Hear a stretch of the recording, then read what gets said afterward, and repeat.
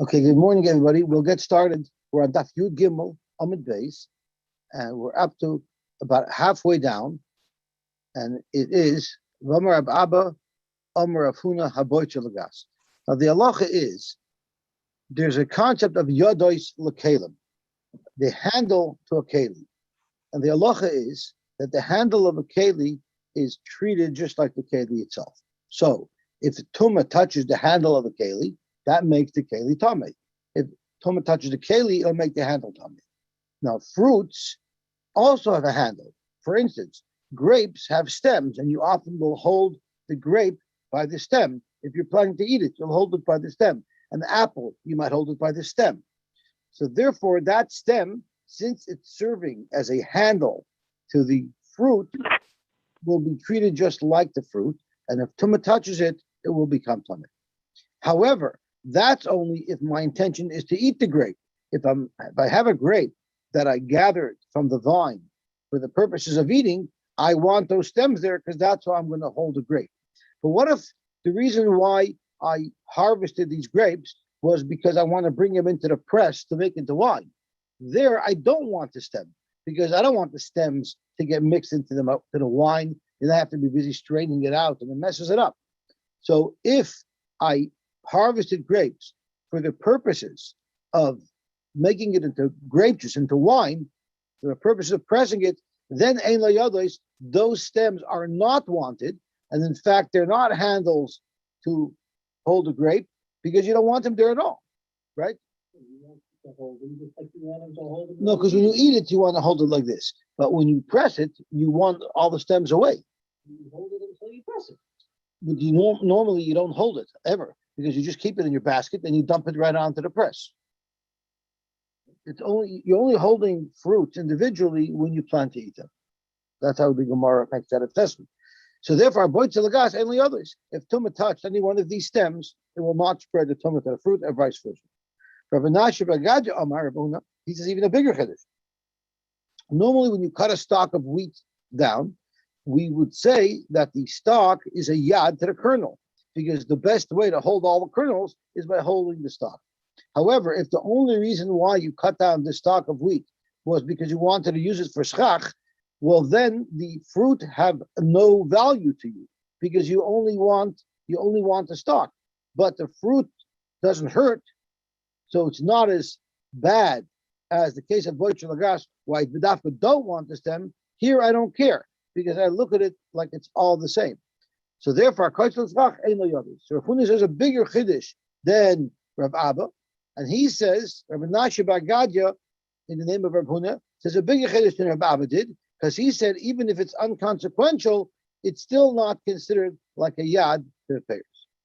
The Mandamar who said kocher, which is Rav Menashe bar Gadya, who says even if we don't care whether it's connected or not, nevertheless it's not called a yad. Surely koshkin bocher the loy nichalei. Why b'dafka don't want the stems connected to the fruit because the loy nematzi lachamre, it shouldn't ruin the wine.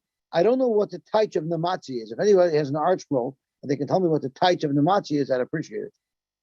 Some of the stems ruin the wine. I'm not sure what it means. It ruins it because there's pieces inside, or ruins it because it causes a chemical reaction and it ruins the wine itself. I'm not sure. If anybody has an art scroll and they could share that with me, I'd appreciate it. And man the Amar Boitzer, I'm not sure if I'm figuring is looking in the art scroll. Nematzi, the nematzi lachamri. Absorb. What does it mean? Absorb. Absorb. Oh, it'll absorb the wine, which means it'll deplete it a little bit. Okay. And man the Amar will not absorb. So right, we don't want the stems there so that they should not absorb the wine.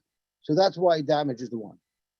And Mandamar Boitzer, she'ein lo yadois, but the Mandamar, Rab Abba, who says that when do you say ein lo yadois by Boitzer, because there's this, you don't want the stems there, Aval Koitzer, where they're merely not required, but they don't damage it, maybe there yesh lo yadois. The nichalei, the lischach behu, kehechid de lo levagran. He would rather the stalk stays together with the kernels, the whole thing stays together, because once they fall apart, they blow away. A Kavika mentioned yesterday that if the stalks fall, if the kernels fall off the stalk, they become very light, and they can blow away, and your schach will blow away. So there's less of a reason to say ein layadis. So Dr. Moore, name of the Rabbi Menashe bar Gadya, this chiddush of Rabbi Menashe bar Gadya, that even a wheat stalk with kernels, where I don't really need those kernels, even there, I say that there's no yadis. Let's say that this is totally the machlokes tanoim. Let's say tanoihi, the Tanya. Suchay te'enim ubehen te'enim. You have the stems of a fig tree, and they have figs on them. Parchilin ubehen nothing. You have twigs or clusters, and there's grapes on them. Kashim ubehem shubalim. You have straw, and they're connected to the wheat kernels. Mechabdois ubehem tamarim. Again, these are the stems that hold dates, and they have dates connected to them. Kulon, and you want to use them for schach. So fruits are normally not good for schach because they're makabel tumah, they're a meichel. But the stems are not makabel tumah. Or that's the question. If the stems are not makabel tumah, then you can use them for schach. So kulon, im pisoilas, maruba la'oichlin sheira. If there's more stem than fruit, then it's kosher schach. Bimlav psula. So this clearly tells you that the stems are not makabel tumah, like the pears that are connected to them. Because since we want to use them for schach, and we don't care to have the fruit there, we say that they're not yados to the fruit, they're not makabel tumah, and therefore they can be used as schach. But acher ma'imrim, you kashin merubin al yados velo eichel. You cannot use all of the stem material, because the stem material that are very close to the fruit that we're going to consider yados, those little stems that are connected directly to the fruit, those are also makabel tumah, and therefore those can't be part of what you're considering kosher schach. So there has to be so much wood and stem there that would not even be the part that we would consider the yad, so that it overwhelms, so that it's mevatel the not only the fruit but also the others to the fruit, which would indicate that all these fruit, even though I don't plan to eat them, I'm just putting them as schach, they still have yados, which would support Rabba's position. So my la b'hakamivically. Let's say that the machlokes between the Tanakama and Acherim is specifically this shaila. When you have a fruit that you want to use for schach, you want to use the wood of the fruit tree for schach, and there's fruit connected to them. What about the yados? What about the stems that are very close to the pears? What are those considered? Are those considered stem, and therefore they're yados to the fruit, and therefore they cannot be part of your kosher schach? Or do we say, since I don't need the yados for these fruit, because I don't plan to eat these fruit, I'm just using them for schach, they all become part of the non-makabel tumah portion. The Mars of a yeshlem yados, Acherim holds they have yados, and therefore they're makabel tumah, the little areas closest to the fruit, so they don't count as part of the kosher schach. Umar Sover Einlam Yados, and the Tanakama holds Einlam Yados, like Rab Menashe bar Gad. So Gemara, Rab Abba Vade Tanai. Rab Abba, according to Rab Abba, is for sure machlokes tanoim. But Rab Abba says that dafke, if the stems are bad for the wine, dafke there you say Ein Yados. But for schach purposes, you say Yesh Yados. So that is very consistent with Acherim. But the Tanakama that clearly says that even in this case where you're using it for schach, you also say in yados, that would be not consistent with Rav Abba. But the Rab Menashe bar Gadya, milei mitanoim. According to Rab Menashe bar Gadya, would you say it's a machlokes tanoim? And we'll say that he holds like the Tanakama, who holds in the case of schach, you say ein yados to the pears, and therefore all of the wood and stem can be considered part of the schach kosher. But the question is Acherim. Acherim who said that they're the yados are considered makabel tumah, because you say yesh yados, is that because they argue in Rab Menashe, or maybe there's another reason for it? Maybe even Rab Menashe bar Gadya could be moida in this case. Amalach Rab Menashe, the chul al masavri hakartel schach ein yados. Really, everybody holds like me, like my version of Rab Huna, and that is, since I cut this down for schach, we don't even consider the little stems that are closest to the fruits themselves. We don't consider them as part of the fruit, because I don't need the fruit. So why does the Acherim over here hold that they are considered part of the fruit? Because when you originally cut it, you didn't cut it with the intention of making it a schach. When you originally cut these pears, you were planning to use them for the pears. You were planning to eat the pears. So once you were planning to eat the pears, those little stems connected to the pears are automatically mekabel tuma. Then you change your mind. So therefore, once they're mekabel tuma, you can't just undo it because you changed your mind. If that's the case, if you cut them lachila, so why would the Rabbanan hold? Why would the Rabbanan hold that they're not yadis? Once I cut them down lachila, they got a din of yadis and they got a din of being mekabel tuma. So how could you undo that? How could you just undo that? Just because you changed your mind? V'chitema kasavi Rabbanan even the nimlach alein l'sikuch ba'atalei machshavasei. Are you going to say that merely changing his mind will change the status of these yadois to make them no longer mekabel tuma? Does that work? Can you merely uproot a status of kabbalas tuma, the status of yadois on these stems? Can you merely uproot that just by changing your mind? And when we say changing your mind, many Rishonim hold, even when you change your mind, you have to articulate that. You can't just think it, you have to speak it out. But even speaking it out is called machshava because it's not a mice. Are you going to tell me that since you originally intended, when you picked the fruits, to use them lachila, and they became yadais, therefore the stems became yadais, and now that you change your mind and you want to make it into schach, the machshava, the fact that you change your mind, automatically uproots the status of yadais. It doesn't work that way because what nan we learned, kol kalim, all kalim, and now we're not talking about fruit, we're talking about actual kalim. Yardin l'tumah b'machshava. And Rashi gives us an example. Let's say you have a hide. And there's two things you can do with a hide. And there's many things you can do with a hide, but there are also two things you can do with a hide. You can use the hide as a rug, which means the entire hide is going to be used as is. All you got to do is, finish it off. Or you can use the hide to make shoes with, which means it will require cutting it and forming it and shaping it and sewing it together. Now we know a keli is not mekabel tuma until you're at the point where the keli is nigmar, where the keli is complete. So imagine I had a hide and I was planning to use it as an area rug, as a tablecloth, and therefore the hide as it is already mekabel tuma because it's ready to go. And then I changed my mind. No. I'm not going to use it for a tabletop. I'm going to use it for shoes, which means I have to cut it. So I changed my mind now. So now this hide is no longer a keli because what I intend to do with it, it's not yet nigmar malach, it's not yet complete. So the halach is, the moment you have in mind to use the hide as is, it's considered a keli and it's mekabel tuma. You cannot just say, I changed my mind, I want to use it for shoes, and therefore now it's not gemar malacha, it's not a keli anymore. You have to actually start cutting it. Once you start cutting it, so it's no longer usable for the tablecloth, but that's not the point. The point is you showed with a maisa that this leather now is going to be changed into shoes, and for shoes, it's nowhere near nigmar malacha, and therefore it will lose its status of being mekabel tuma. What if it was indeed became tuma? Does that mean once you start cutting it up for shoes, it loses its tummy? I believe so, because it's not a keli.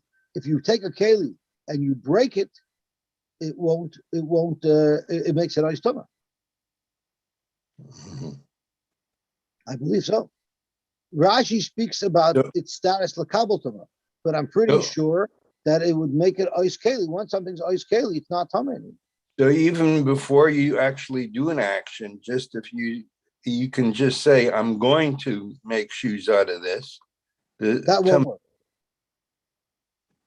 You said you have to articulate it.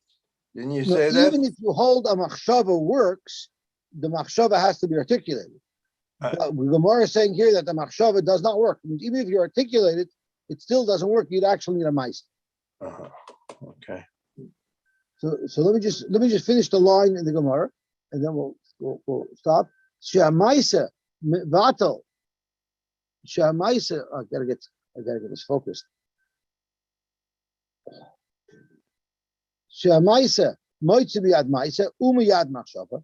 If you actually do something like start to cut it up, that will change its status from even if you did a maisa to make it into a tablecloth, or if you merely articulated a thought to make it into a tablecloth. But umachshava ein moitzia loy midei maisa v'loy midei machshava. Merely articulating your thought that you no longer want to use it for shoes, rather you want to use it. So you no longer want to use it for a tablecloth. Now want to use it for shoes. That doesn't change anything. So if that's the case, if we relate that back to our case, if you originally picked these grapes because you planned to eat them, and now you changed your mind, why would the Rabbanan say that now these stems are no longer yodos? You need to do a maisa in order to uproot the status of yodos. What about if I could think of a maisa that would not break the case? That would not make it. It would be the same thing, because that information that I stuck in, since I cut it, it's no longer a tablecloth, that I made up. That doesn't say anywhere in Rashi. That's why I corrected myself. So then we have the problem that David said. What about a keli that actually had the tumah? So let's say you have a rug, it was makabel tumah, right? And now you took it, you made a mice, and you put it onto the shoe rack, right? But you didn't actually cut it up yet. Now, what would be the case of the? So you want to know, or even if I cut it, but it's still usable for a tablecloth, so it doesn't use. Great. So it seems I don't know the answer, but if Lagabi Kabbalah Tumah, it loses its status of a keli. So I'm not sure if your Machala can say Lagabi that it's not. I don't know. It's a very good trial. It's a very good trial. Okay, so maybe you want to argue that where do you say that you need a maisa to uproot its status of a keli? Hanimili kelim. That's talking about actual vessels. The chashivi, they're much more choshev entities. However, avol yodos, but merely stems with which you hold fruits with, that it just because it's edible and it's a food, and that's why it's tummy, but it's not as a machoshev zach. Maybe b'machshava nasa, b'machshava salka. Maybe the machshava there could undo a status of a yad. Correct Gemara, but none we learned. Kol yados ha'oichlin shebasason b'gayrin tahiros. Any yados of oichlin. So let's take a stalk of wheat, and the straw part, the stalk part, is the yad. Any oichel, any yad of an oichel that you did the action that was called basason, which at this point is unclear what that means, but if you did the action to it, that's called basason, it would be tar, meaning the action of besisa would take away its status of a yad. Zakt Gemara, bishlama, lemanda amar basason hitir agudan.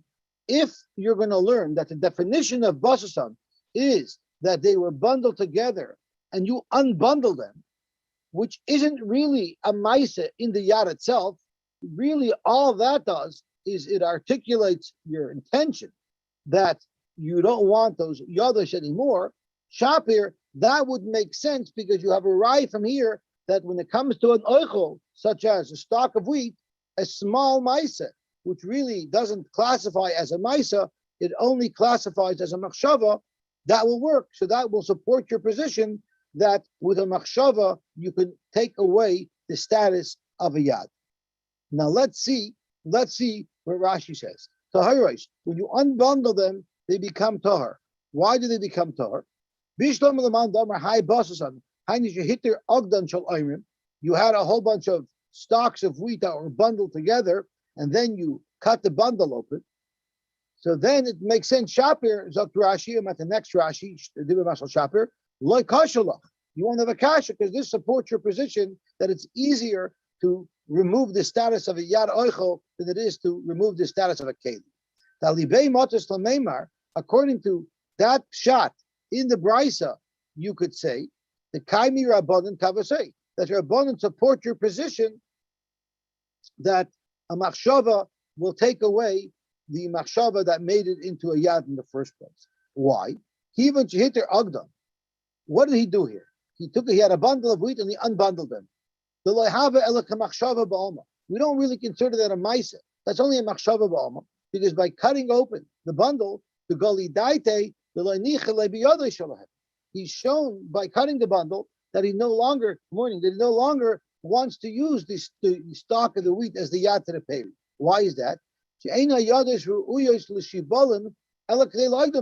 whole reason why you want to have the stock connected to the wheat is because that's the easiest way to bundle them together.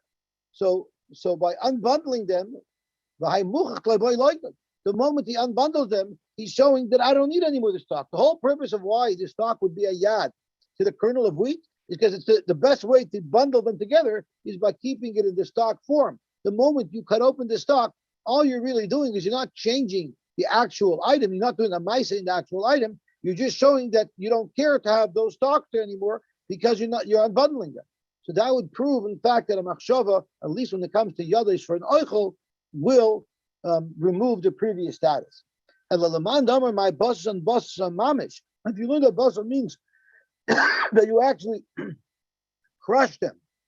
Shadoshan, you thresh them, you crush them. Shadoshan liyados ragli behema makevish. You actually crush them. You crush the stalks to separate them from the fruit. So, Michael Mamer, now you don't have support for your hypotheses, for your argument that merely changing your mind about the status of a yad, you'll be able to undo its status. Because here you see in the Brisa that it was only through a besisa, only by crushing the stalks, right? Only by crushing them, only then were you able to change the status of the stalk from a yad to a peri to a non-yad. Zok to Gemara, it's not a kasha. Because hachanami shebasas on mamish. We can argue that in the Brisa, where the Rabbanan hold that it becomes ois yad, once you decided that you want to use it for schach, maybe there also you crushed the stocks that were holding, you crushed the stems that were connected to the payers. So therefore, there's a ma'aseh here as well. What's the svar of acherim? Because the acherim said that even though you did whatever you did, and in this case, the Gemara wants to argue that you crushed those stocks, even though you did it, acherim said, they're still considered yadlis. Because acherim said you need to have roiv of the other wood that's not part of the yad to overwhelm not only the peri, but the stems as well. Zakta Gemara, acherim hold, Rabbi Yosy holds like Rabbi Yosy, which is the Rabbi Yosy that we skipped out in the brackets before, which the Gemara introduces now. Itnan Rabbi Yosy mitamei. Rabbi Yosy, even by Basan, holds your tummy. Correct the Gemara. Hi, my. Bishlam Hasam. Let's look at it. Here we're talking about wheat kernels. This machlokes of Yosy in the Chamim, where there's a machlokes of Basan, takes the status of yad away from the stalks of the wheat, is talking about wheat. Let's have a look back at the brisa that we brought a raya from. The brisa that we were talking about was not wheat; it was figs and dates and grapes. So Zok to Gemara, Bishlama, the reason why Rabbi Yosy doesn't consider crushing those stalks into a proper maisa that'll undo their status of a yad is because even though you crush the stalks, they're still connected. They're still connected to the kernels. They're just crushed. So you can't really bundle them anymore. But even though you can't bundle them anymore, they still do service as a yad in some way to the wheat. Why is that? Like Rish Lakish told us. Even though you can't bundle them anymore because the stalks are crushed, but they're still connected to the wheat, and therefore if you want to move a pile of wheat from here to there, if you want to spread it out to dry out, you can use a pitchfork. Because a pitchfork, if you try moving around kernels of wheat with a pitchfork, you're not going to get anywhere. Try scooping rice out of a pot with a fork. It's not going to happen. But if you have the stalks there, even though they're crushed, but they're still connected to the kernels, then you can easily move around the pile using a pitchfork. So Ibazoi, according to Yosy, since the stalks still service some purpose, therefore merely crushing them will not remove their status of yad. Elahacha l'may chazi.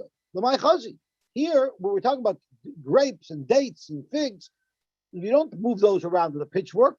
So once you crush them, they're useless. So why in the world would you argue over there that it loses its status of yad? So Gemara, no. Chaja l'chisasar l'minket b'gilayu. The reason why they're useful is because eventually the Yom Tov of Sukkot is going to be over. you're not going to throw all these fruit in the garbage. Then you're going to want to change back and eat these fruit. So then those crushed stems, you'll still want to use. They still have a purpose to use to hold the pears. And therefore, Acherim in our Bryce as well argues that even though the stems were crushed, they still retain their status of yadois because you still will use them in the future to hold those pears. They're going to be edible after Whole Yontif. I guess when food is scarce, that even that food is exciting. No, you need the handle. The handle is gonna last over Yom Tov. Well, you need to rot out and fall off. Well, if it rains, it'll stay moist. Especially if it's the Canadian winter, it's refrigerated. Okay, Zak to Gemara. Gufa. Now the Gemara is going to drill down into. Rashi speaks out that normally when there's a member of a Gemara, we use the word Gufa. Here there's a Mishnah, or it's a Brisa we're talking about, and we're using the word Gufa. And Rashi says the reason why the Gemara uses the word Gufa is to highlight it. Why do we want to highlight it? Because it's similar to what my Rebbe Mendel used to say. And that is that whenever you run into Tahiris, since there's no Masechta in Babli, that's Tahiris, because it's not so relevant and people wouldn't learn it, what they did was they spread Tahiris around through all the other Masechtas, and whenever it comes in, Agav Orcha, into another Masechta, the Gemara stops and elaborates on it a little bit, so it'll sneak the ideas into our minds that we might not otherwise focus on. So the Gufa is to shine a spotlight on this halacha. Kol Yadais ha'Eichlin shebasasan begoyin tahiris. Rabbi Yosy mitam. This is the shayla we just had. My basasan. What's the definition of basasan? Rabbi Yochanan amar basasan mamesh, meaning you crushed them, like the second shot that we had a moment ago tomorrow. Rabbi Lazar mehiter agdan. You merely undid the bundle. That all basan means is you unbundle them to show you don't care to have the stalks anymore. That makes sense, at least to understand Rabbi Yosy's position, that they're still considered yadas. If Rabbi Yochanan holds that they were mamish crushed, what is this for Rabbi Yosy? Why they're still considered yadas? They're crushed stalks. You can no longer bundle the wheat using these stalks. Because the stalks are still useful because you can still move the pile around with a pitchfork. Amar Balazar, if we're on the subject of pitchforks, it says, Rashi says that it says, Vayetar Yitzchak Vashem Lenoichach Ishtoi. A lashon Yetar is a lashon of tefillah. So what does a pitchfork have to do with tefillah? Zok to Gemara, Lama Nimshla, Tfilashim Shal Tzadikim Ke'eser. Why are the tefillas of tzadikim compared to a pitchfork? Lo malach to tell you, Ma'eser Zeh, Mahapech Es Atfua Begarin, Mimakim Lamakim. Just like the pitchfork moves around the grain in the granary from place to place, after Tfilashim Shal Tzadikim, Ma'pech Es Daidi Shal HaKadosh Baruch Hu, Midas Achzorius, Lemidas Rachlons. So to the tefillah of a person changes the das of a Kadosh Baruch Hu from Achzorius to Rachmanis. So there's a lot of Torah from the Achronim to explain this comparison. I'm just going to throw out one quick idea so that I want to continue because today's daf is Yudalit. The thought is that really the Peronius of the Rebbeinu Shloim is not really to punish us, to hurt us. It's only to bring us back to our original Madrega so that we could be in a good place. It's to help us get Olam Haba. So too, really you want a pile of tefillah right over here. Why do you use a pitchfork to move it around? Because it needs to be processed, it needs to dry out. But when you're done, you put it right back in the pile again, in the original pile. So too, the Rebbeinu Shalom only moves us around because he wants to improve us. That's why we have Einshim. That's why we have Yisurim. That's why we have Nisyonis. However, through tefillah, we can accomplish that and we won't have to go through the Nisyonis. Zog to Gemara Vayta, Mesachin b'Nesarim. You're allowed to use boards for schach. And we're going to have to discuss in the Gemara how thick these boards are allowed to be. Divrei Rabbi Yehuda. This is the position of Rabbi Yehuda. Rabbi Meir Oyser, Rabbi Meir, you can't use boards. Nosan Allah Neser, Shurachav Arba Tvachim. What if you put on your sukkah a board that was 4 Tvachim wide? Sheira, still kosher. And again, we don't know if this is going according to Rabbi Meir. We don't know if it's going according to Rabbi Yehuda. We don't know we don't even know what they're arguing about. So all of this will require clarification. But don't sleep underneath this board that's 4 tvachim wide. Amarav, machloikis b'nesarin sheyesh ben arba. The machloikis between Rabbi Yehuda, who allows the nesarim, and Rabbi Meir, who disallows the nesarim, are even if you have a board that's 4 tvachim wide. So you can have a wooden board, it's not makabel tumah, that could be up to 8 inches wide. According to Rabbi Yehuda, that's perfect tzrach. Rabbi Meir is like Xeris Tikrit. Rabbi Meir says you shouldn't use it because people are going to say, if I could sit under that, I can even sit under my roof. It's not much different than a roof. Rabbi Yehuda less like Xeris Tikrit. And Rabbi Yehuda holds, no, we're not going to be concerned that if you sit under that, you might sit under a roof. Avo, the Nesarim she'ein ben arba, but if the Nesarim are less than 4 tvachim, divra kol ksheira. Everybody would agree that that is a kosher piece of stuff. Shmuel Amar, Shmuel has a different position. He says, "B'she'ein behen arba machloikis." The machloikis is when it's less than 4. Aval yesh ben arba, if there's 4, there divra koil psula. There, everybody would hold that 4 is the limit. You cannot have a piece of shach with 4 tvachim or larger. Frank the Gemara, you're saying there's a machloikis anything less than 4? That doesn't make sense. Ein ben arba mafilu pachas mishleisha. Even a thin piece of wood that's maybe only 1 or 2 tvachim wide, that's what shchach is. It's pieces of wood. So how could you say that there's a machloikis if you're allowed to use a smaller piece of wood? A thinner piece of wood, isn't wood what shchach is supposed to be made out of? Let's clarify Shmuel's position. And let's say yesh bon arba, if there's 4 tvachim of width in your shchach, divrei kol psula. That everybody agrees is possible. Hachas mishloisha, if it's less than 3, divrei kol ksheira. Everybody agrees if it's less than 3 tvachim, it's kosher shchach. My time at kanim ba'almaninu. These are standard poles of wood that are not makabel tumah. This is the right type of shchach. Keep ligi. Where is there machloikis in our Mishnah? Rabbi Yehuda and Rabbi Meir, it's mishloisha arba. If you have a board that's between 3 and 4 tvachim, that's when there's a dispute. Mar savar.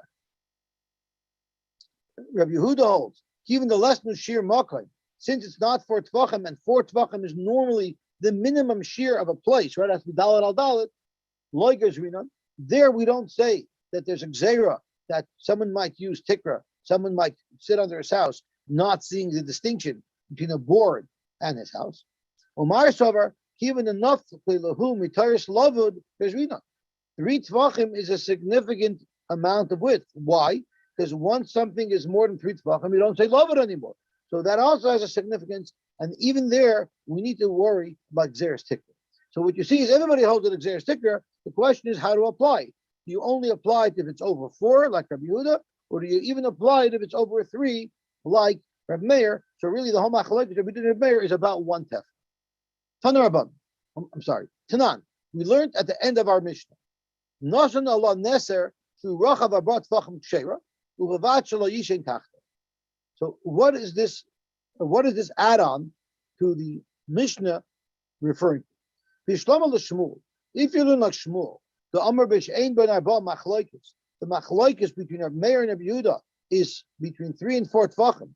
Abol Yesh Ben Arba, but if it's 4 tvachim, Divra Kol Psula, everybody holds that that's Pasal L'Schach. That's why you're not allowed to sleep underneath it. You're going to ask me why is the Sukkah Ksheira? The Rashi tells us that this piece that's 4 tvachim wide is not in the middle of your sukkah. You put it all the way up against the end of your sukkah. And we know there's a concept of doif and akuma up to 4 amis. You can have pasal schach at the edge of the sukkah. So we're talking here about a board that was more than 4 tvachim that was put up to the edge of the sukkah. So it won't pasal the sukkah because we have doif and akuma. Nevertheless, you're not allowed to sleep under it because it's not considered kosher schach. So according to what Shmuel learns, both Rabbi Yehuda and Rabbi Meir of our Mishnah agree that you wouldn't be able to sleep under that board. Ella, l'Rav, the Amar b'Sheyesh ben Arba Machloikis. But Rav holds even by 4, Rabbi Yehuda says it's kosher schach. Avol ein ben Arba divra kol ksheira. Well then Rabbi Yehuda amay lo yishen tachto. According to Rabbi Yehuda, even if the board is 4 tvachim wide, it's kosher schach. So why does the Mishnah say at the end that you're not allowed to sleep under it? So the Gemara, mi sarvish divra karli. You're assuming that the last line in the Mishnah represents everybody in the Mishnah. Dr. Moore, that's not true. Say for Asan Reb Meir, this last line, you can't sleep underneath it. According to Reb Meir, you can't sleep underneath it. But in fact, according to Reb Yehuda, you would be able to sleep underneath it. Tashma, Shnei Sadinim Mitzdarfim. If you have two sheets, a sheet is a keli to makabel tuma, not usable for svacha. So if you had two sheets that together made up a shear that's puzzle, and we'll see exactly what that is, they will be mitzaref. But shnei nisarim, if you have two beams, two boards together, they're ein mitzarefin, they will not be mitzaref. So let's look at Rashi at the bottom of Amud Aleph to define what the shnei sedim mitzarefin. So shnei sedim mitzarefin la'arba tfachim lifsol b'sukkah mishum schach pasel. The halacha is if you have 4 tfachim of schach pasel in middle of the sukkah, that will pasel your sukkah. So if you have 2 sadinim and they're not, neither of them is 4 tfachim, but together they're 4 tfachim and they're placed side by side, so they are mitzaref and we consider it pasel. Shesichech b'davar hamakabel tuma, because you used as schach something that's makabel tuma. Uschach pasel be'emta pasel barba. If you have schach pasel in the middle of your sukkah, it pasels barba. It pasels with 4 tefachim. Of course, this means if you have 4 walls in your sukkah and then you have a strip of 4 tefachim of schach in the middle, it won't really pasel your sukkah, but it'll sever your sukkah. Now you have 2 halves. So we're talking about if you only have 3 walls on your sukkah and then you have schach of 4 tefachim, that's pasel. So anything on the other side is no longer connected to the sukkah. So the 2 sadinim will be mitzaref, but shnei nisarim boards are not mitzaref. That's the shita of the Tanakama. Rav Meir Omer af nisarim kesadinin boards will also be mitzaref to create 4 tvachim of pasel. So let's analyze this price. Bishlama l'shmuel. If you learned shot on our Mishnah like Shmuel, the Amar b'she'ein bahen arba machloikis, that Rav Meir holds that even if you have a board that's between 3 and 4 tvachim, it will also pasel. Avol yesh ban arba. But if you have a board that's 4 tvachim, divra kol psula, even if Yehuda would agree that that's pasel eschach. So how would you explain mitzdarfen? My mitzdarfen l'arba. When we're talking about the shaila of whether or not 2 boards are mitzdaref, we want to know if they're mitzdaref to 4 tvachim, and under those conditions, everybody would hold that it's pasel eschach. El Rav, the Amar b'sheyesh ban arba machlokes. But according to Rav, who holds that even when there's 4, it's a machlokes, and when there's 4, Rabbi Yehuda holds it's still kosher. What is the case over here where we're discussing whether 2 nisarim are mitzaref? Either isbu arba, if they already have 4 tvachim, lama lulit tarufet. According to Reb Meir, you don't need to be mitzaref it. If it has 4 tvachim already, it's pasel on its own. It doesn't need tzir. And either less bu arba, and if it doesn't have 4 tvachim, where everybody agrees according to Rav that it's kosher, why would they be mitzaref? I have 2 boards that are each kosher per schach. Why would I combine them and say it's pasel schach? If I have a board of 3 tvachim, it's 100% kosher schach. If I have another board, it's also 100% kosher schach. So why would you combine them? So according to Rav's understanding of the machlokes, Rabbi Yehuda and Rabbi Meir, where something less than 3, everybody agrees is kosher is schach, what is the shaila here as to whether or not they're mitzaref? Really speaking, where there's 4 tvachim. So if there's 4 tvachim, you're going to ask me, according to Rabbi Meir, why do I need tziruf? The 4 tvachim by themselves, the board by themselves, is already pasel eschach. And nechanami, umay mitzdarfen arba amos minatzad. We're not talking about being mitzaref to combine to be 4 tvachim, because it already is 4 tvachim. The question is, if you have a series of boards that are 4 tvachim wide, which according to Reb Meir are pasel eschach, and they're lined up against the wall, one of the walls of the sukkah, do they combine to make 4 amis, which would exceed the limit of the kula of doifen akum? So if I have a series of these 4 tvachim schach, which is pasel eschach, can I combine them to say that now you can no longer say doifen akum? Zok the Gemara, lishna achrina. There was another girsa as to how this discussion went down, similar but not the same. Bishlam Shmuel. So we're going back to our brisa that we quoted. There's a machlokes if boards are mitzaref. So Bishlam according to Shmuel's understanding, the Amar B'Shein B'Ein Arba machlokes. The machlokes of B'Din Meir is if the boards are between 3 and 4. Aval Yesh B'Ein Arba, but if there's 4 tvachim divrei kol psula, everybody agrees they're apostle. My mitzarefin, how would you explain mitzarefin that there's a shaila about in our brisa? Mitzarefin la'arba amish b'natzad. The shaila is if it's mitzaref la'arba amish b'natzad. So it's 4. Each board is 4 tvachim wide, and there's a machlokes if they're mitzaref to the dalams. Elul Rav, according to Rav, how we are going to understand this brisa? Vishlam Reb Meir, my mitzarefin la'arba amish b'natzad. According to Reb Meir, it makes sense, like we said earlier. According to Reb Meir, this is pasal l'schach, and therefore, if you have a whole bunch of boards that are 4 tvachim lined up from an outside wall, it will be mitzaref to stop doifin akuma from happening. Elul Rav Yehuda, the Amar afilu yesh bin arbok sheira. According to Rav Yehuda, who holds that even a board that's more than 4 tvachim wide is kosher for schach, mayim mitzarefin. What do you mean? Rav Yehuda said ein mitzarefin. It's not a shad of tziruf. Kanim ba'almaninu. How could they be mitzaref? He says they're not mitzaref. What do you mean they're mitzaref? Tziruf doesn't pass for them. They're kosher schach. How could kosher schach come into the question of being mitzaref? It's kosher schach. So that's Gemara, you're right. The nusach of ein mitzarefin in Rabbi Yehuda's shita is not really accurate because he should have said it's kosher schach. There's no question of it being mitzaref for dalat amos. It's kosher schach. Rather, I did the Amar of Meir mitzarefin. Since Rabbi Meir expressed his isser by saying mitzarefin, Amar Rabbi Yehuda ein mitzarefin. Rabbi Yehuda used a similar term, a parallel term of ein mitzarefin. But really, according to Rabbi Yehuda, the whole tziruf doesn't make sense over here because it's kosher schach. So we have a machlokes between Rav and Shmuel, whether or not there's a machlokes only if the board is 4 tvachim wide, or if there's even a machlokes if the board is between 3 and 4, but if it's 4 tvachim wide, for sure it's not a good board. It's not a good piece of stuff. So Tanya Kavasa the Rav and Tanya Kavasa the Shmuel. We have a brisa that supports either position. Tanya Kavasa the Rav. If you use nisarim boards of cedar wood, she'ein ban arba, that are not 4 tvachim wide, divrei hakoil k'sheira, everybody holds that's kosher. Yesh ben arba, if they are 4 tvachim wide, then you're Meir Poshel Rabbi the Machshir.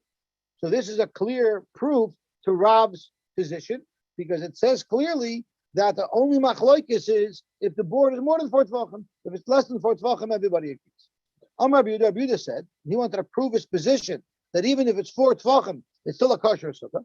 Because Ma'aseh b'Sasha Sakana, there was a time where it was a Shasha Sakana where we were not allowed to sit in the sukkah. So we needed to build sukkahs that would not attract the attention of the authorities. They wouldn't notice that we're sitting in the sukkah. So the way we made the schach was Shavienus Nasarim Shahayu ben Arba B'Sichachnu Gabim Epeset B'Yishavnu Tachteim. We used our porches and we covered it with thick boards so they wouldn't perceive that as schach, and therefore they let us use it. So you see that this is kosher schach. Amuloi, they told them you don't have a raya from there. Misham raya ain't shasa sakana raya. You don't have a raya yoytze. There's a shasa sakana, and kubi they only did it so that the family shouldn't forget the concept of sukkah. So they did that, but technically you don't have a raya that they were yoytze. 10 tefachim. How high? Yeah, about. So there was a story. I read it. The father of the chief rabbi You speak up to answer here. the father of chief rabbi. Right. I think they were in Berlin, almost across the street from that headquarters, right? And there's no way he was going to go to Pacific. Without a sukkah. But his balcony is the type of a brick. So he used the balcony as the walls of a sukkah. It's chachavos. Beautiful. Wow. Right. And I just read the story. Beautiful. Let's go back. I want to finish the block. Tanya comes to the Shmuel. We also have a raya to Shmuel. What if you use schach that was 4 tvachim wide? Divrei hakol psula, everybody holds it possible. Ain't ben arba. If it has less than 4 tvachim, Reb Meir postel Rabbi the Machshir. So once again, you have a raya to Shmuel. Moed Reb Meir shem yesh beneser leneser kamal neser. If I have a board that's 4 tvachim wide, but in between each board that's 4 tvachim wide, I also have regular schach, kosher schach. In between it, shemaniach pesel b'nei mukshera, you could use that as kosher schach. And Rashi tells us that it's speaking where you have a sukkah that's only 8 amos by 8 amos. And if you start from each end and you go neser, schach, the way it's going to line up is in the center, you're going to have 2 layers side by side of the kosher schach. Because if you start with outside with a neser, schach, so all the way in the center you meet with the schach portion of either side. So that means right in the center you end up having 8 tfachim of kosher schach, and that 8 tfachim of kosher schach is within 4 amos of the walls on either side, because the whole sukkah is only 8 amos by 8 amos. So therefore, using daifin akuma, the center area is going to be kosher schach. That's how that works. So Zok to Gemara, Moida Meir, Shemish v'Nesel Netzach v'Nesel Shemaniach Pesach b'Nei Mukshera. Moida Rabbi Yehuda, and Rabbi Yehuda's Moida, She'im Nosn Neser Shurochav Arba Tfachim. If you put on the board that was 4 tfachim, Shera, it will be kosher. The Ein Yishenim Tachtov, but you still can't sleep underneath it. And we're talking about a case of Daifin Akuma. V'Yashan Tachtov L'Yotzi Dechevos. If you slept underneath the board, you're not Yotzi. Itmar, the Gemara is interesting, Shiloh. Well, my nafkamina, it could have been solid. If you've got 8 tvachim in the middle, it doesn't need to be broken up along the walls. That's right. It wouldn't have even needed to be broken up. It could have been completely solid, and it would have been fine. So it seems like this is a little bit of a weird proof, because bring that case, it's a bigger chiddush. This case, why would I hear. I think the Gemara is going to talk about this later. Rashi gave us a sneak preview of the analysis of this case. So let's see the Gemara. Itmar. Havchan al tzidain. I have a 2 by 12. Well, 2 by 12 is not even 4 tfachim, but I had a 2 by 25, so it was 4 tfachim wide, but I stood it up. So now it doesn't act like a board because its profile is very thin. Havchan al tzidain. Rav Huna Mar Psula, Rav Huna is still possible. Rav Chisda v'Rabba Bar Huna Mar Ksheir. Rav Chisda and Rambam said it's kosher. So what happened? Rav Nachman l'Sura. Rav Nachman came to Surah, and these 2 people who were arguing wanted to know what Rav Nachman's opinion was. And he asked them, they asked Rav Nachman, what do you think about this case? He said they're puzzled, and you know why they're puzzled? Because once we say these boards are puzzled, now they're like steel. And therefore, no matter what position you put them in, they're going to be puzzled, which supported the Shita of Rav Huna. So Amalu Rav Huna said, Loi Amr Lechu Amr Kavasai. Didn't I tell you that Rav Nachman was going to agree with me? I told you I was right. Why didn't you trust me? Why did you have to go to Rav Nachman? Amalei, they told him, Umi Amalan Man time of the Kablimine. Rav Nachman explained it. He said that it's Nasu Kishbun Shalmatkas. You didn't explain your position, and that's why we didn't accept it. Amr Lehu. So he told him back, Umi Ba Isu Minoi time of the Amr Lehu. Did you ask me for the reason and I denied to tell you? You didn't. So therefore, you shouldn't be upset at me. It's already 6:55, so we have to stop here. I just want to tell you a story that Heshin Nussbaum told me over with his father. He said that when Aguda used to be on Bathurst Street, Mr. Nussbaum went on a very, very snowy day. His car was full of snow. Mamish couldn't see out any window, barely out of his front window. He backs out onto Bathurst, and of course, a car coming to Bathurst smashed right into him. So he gets out of his car and he goes to the driver of the car and says, "Couldn't you tell that I couldn't see?" So that reminds me of this conversation here. You didn't tell me an answer. Well, you didn't ask me.